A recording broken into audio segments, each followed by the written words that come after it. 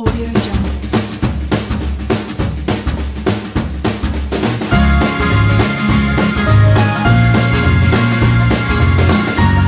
Audio Jungle.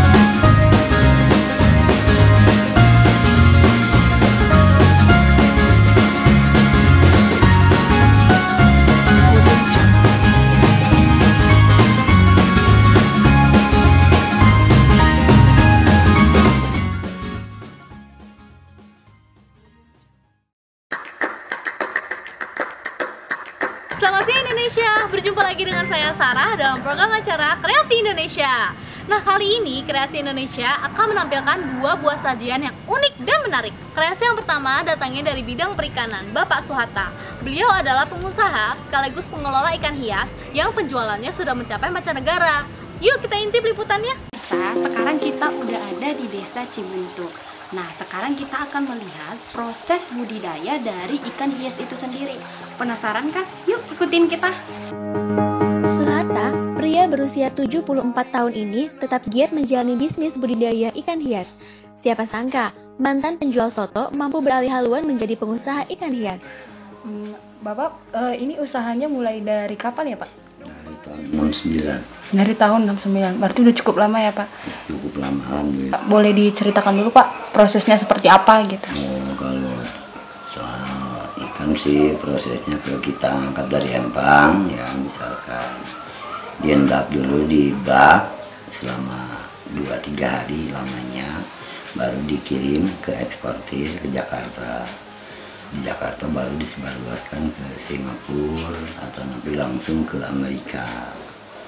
Bahkan ada yang langsung ke Belgia, ke seluruh Eropanya. Ikan hias hasil budidaya Pak Suhata ini ada lebih dari 100 macam ikan hias loh. Oke pemirsa, sekarang kita sudah ada di kolam ikan hias. Di sini ada jenis ikan hias Black Tetra, Tetra albino, dan Mongosia. Nah, setelah ikan-ikan ini cukup umur, maka ikan-ikan ini akan diekspor ke berbagai negara seperti Amerika, Belgia, dan negara lainnya.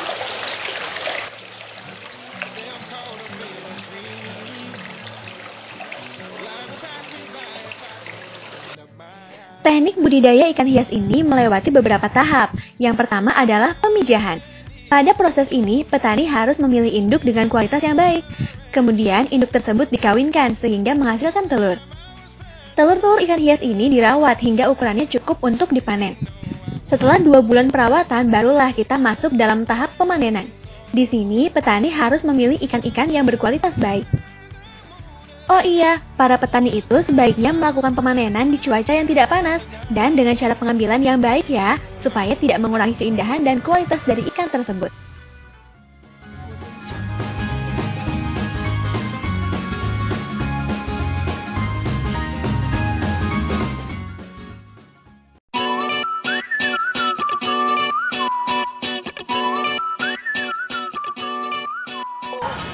Ya pemirsa, bagaimana tadi liputannya? Menarik bukan?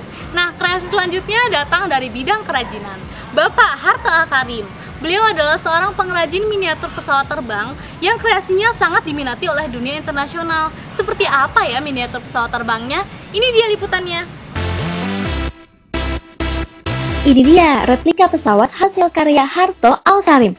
Bisnis kerajinan yang dirintis mulai tahun 1986 ini tidak hanya diminati di dalam negeri, tapi juga mancanegara.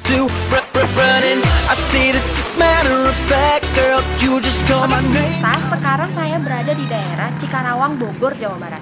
Hari ini kita akan meliput tentang pembuatan miniatur pesawat. Nah, penasaran kan? Yuk ikutin kita.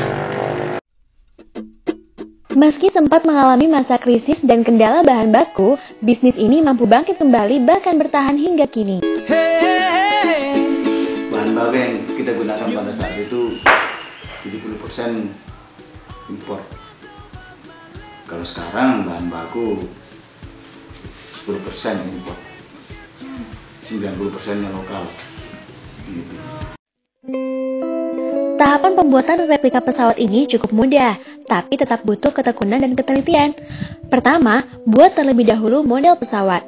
Setelah itu, model pesawat tersebut dicetak hingga jadilah badan pesawat. Kemudian, badan pesawat digosok supaya didapat tekstur yang halus. Lalu, miniatur pesawat ini pun dicat dengan menggunakan cat semprot. Terakhir, tinggal memoles replika pesawat supaya lebih cantik. Dan jangan lupa pasangkan stiker pesawat sesuai dengan pesanan. Jadi deh replika pesawat yang bisa dipasarkan ke mancanegara. Harga replika pesawat ini bermacam-macam, mulai dari Rp100.000 untuk ukuran kecil dan terbesar Rp700.000. Sedangkan replika pesawat super besar yang berukuran sekitar 2 meter dapat dijual hingga Rp10 juta. Wah, menggiurkan ya. Ada juga kita sih yang 1 meter lebih, sampai 2 meter, kalau itu sih di atas 10 juta. Oke pemirsa, itulah tadi 2 kreasi Indonesia yang sangat unik dan menarik. Saksikan terus Kreasi Indonesia pukul 13 waktu Indonesia Barat. Saya Sarah beserta kru yang bertugas pamit. Salam Vokasi TV.